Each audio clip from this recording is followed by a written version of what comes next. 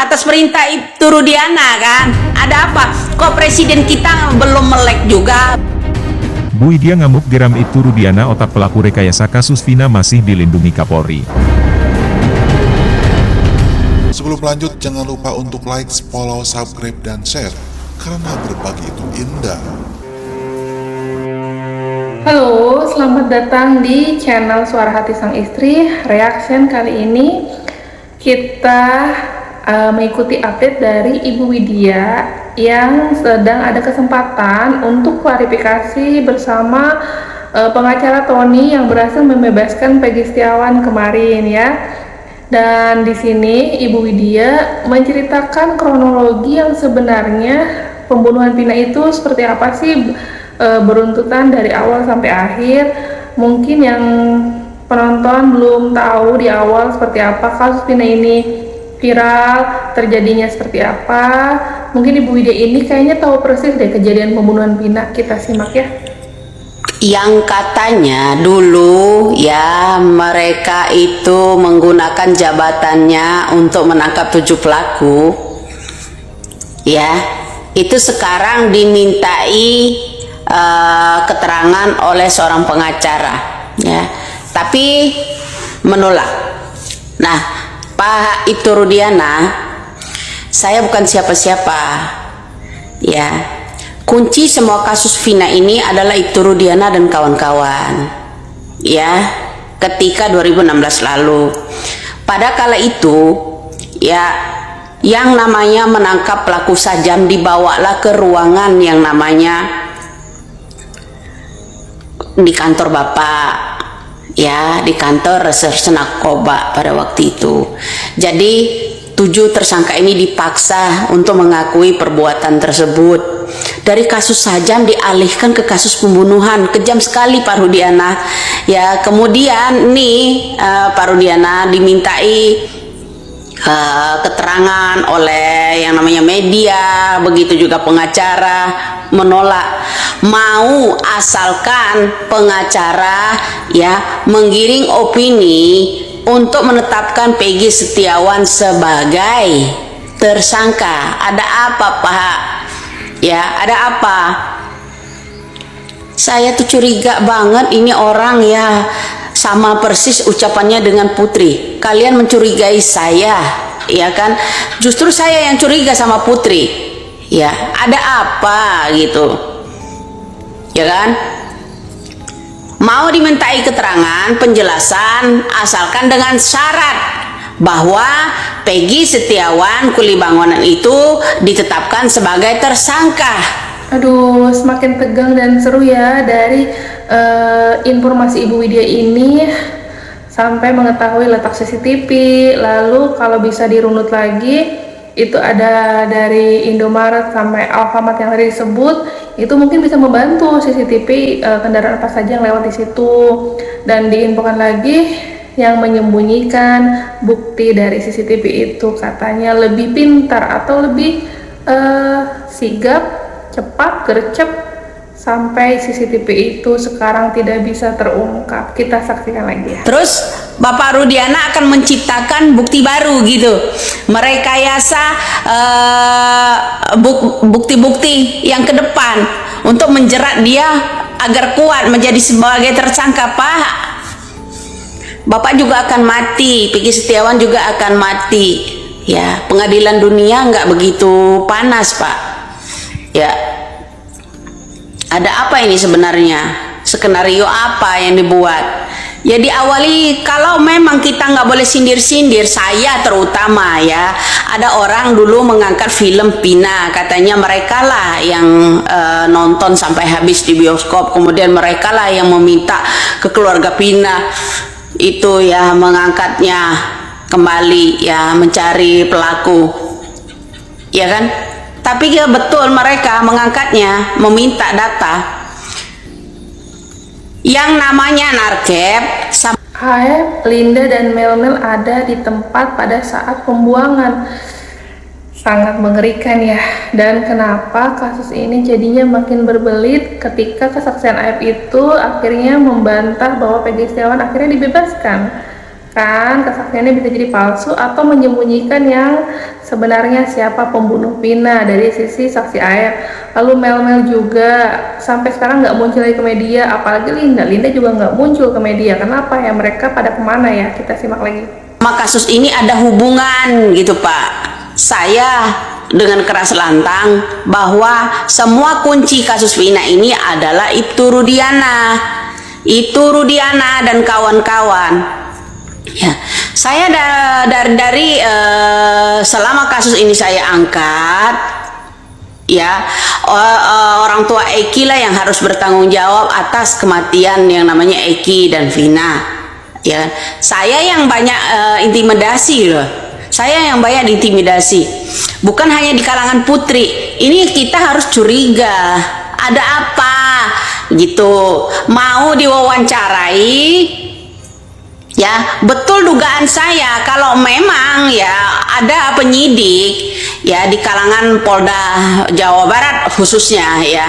Kalau ada penyidik akan membuat opini baru, akan membuat bukti baru, menciptakan bukti baru supaya Peggy Setiawan itu diseret kembali ke pengadilan dan ditetapkan jadi tersangka atas perintah Ibtu Rudiana kan, ya kan, atas perintah Ibtu Rudiana kan.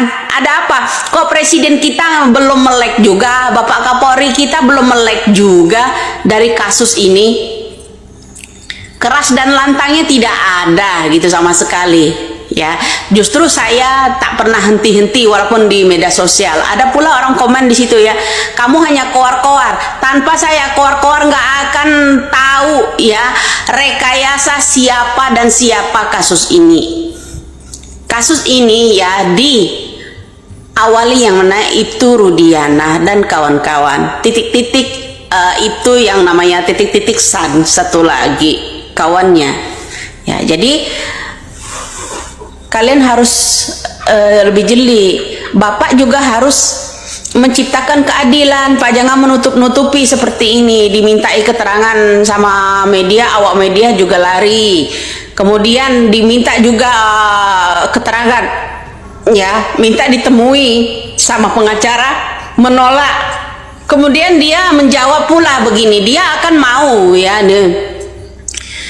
akan mau, tapi dengan syarat agar Peggy Setiawan kuli bangunan ini ditetapkan jadi tersangka, diseret ke apa namanya, ke jeruji. Ini ada permainan apa gitu, ya kan? Permainan apa dari Bapak Ibtu Rudiana? Kok setelah diminta yang namanya keterangan, ya, ada orang ingin bertemu menjelaskan kasus ini yang sebenarnya ya mau, tapi dengan syarat. Tuh, Bapak kayaknya berbelit-belit deh. Ya, kalau saya sebagai Kapolri, saya perintahkan sekencang-kencangnya, Pak. Bila perlu kalau dia nggak mau ngaku ya, dor aja kata Bapak Jokowi ya. Seperti Bapak Jokowi, bila perlu dor mereka. Ya kan? Seperti itu kan? Kita akan selesaikan dengan cara saya sendiri. Itu kata Bapak Jokowi kan? Lah kalau pakai caranya sendiri, kalau saya sebenarnya agak mirip dari cerita yang ada di film Vina sebelum 7 hari ya, bahwa Eki meninggal duluan lalu baru Vina. Ini udah benar yang diceritakan oleh Ibu Widya. Tapi tadi ada kejanggalan, Pak Rudiana menyaksikan atau mengetahui untuk membuang Vina ini ke atas jembatan dengan sepengetahuan Pak Ibtu Rudiana yang diinfokan tadi oleh Ibu Widya. Apakah benar seperti itu, dan dari mana Ibu Widya bisa mengetahui informasi tersebut ya? Ini pertanyaan besar sih. Kita simak lagi. Ya, di posisi Bapak Jokowi, saya perintahkan ke Kapolri, kalau dia berbelit-belit, dor mereka seperti yang diucapkan Bapak Jokowi dong. Ya kan? Ini ada apa Ibtu Rudiana di kepolisian Jawa Barat ini ya, oknum ini kok bisa-bisanya loh seperti itu ya, bisa-bisanya mau ya menghadapi yang namanya seorang pengacara, tapi ada syarat utamanya apa ya kan, mau bertemu dengan pengacara awak media asalkan dengan syarat bahwa Peggy Setiawan kuli bangunan itu ditetapkan jadi tersangka. Hei, keren sekali loh Bapak Rudiana ya. mau menumbalkan orang lain. Coba Bapak Rudiana aja ditumbalkan gitu ya, anaknya kayak yang mana ditumbalkan gitu, dipenjarakan. Dari reka ulang dari BAP pertama 2016 ya sampai sekarang Bapak ini berbelit-belit. Mudah-mudahan ini ya pembicaraan saya ini didengar sama seluruh rakyat Indonesia. Ya saya tak akan henti bersuara. Risiko saya berat loh, ya melebihi Kang Dedi pantauannya. Jadi seperti itu.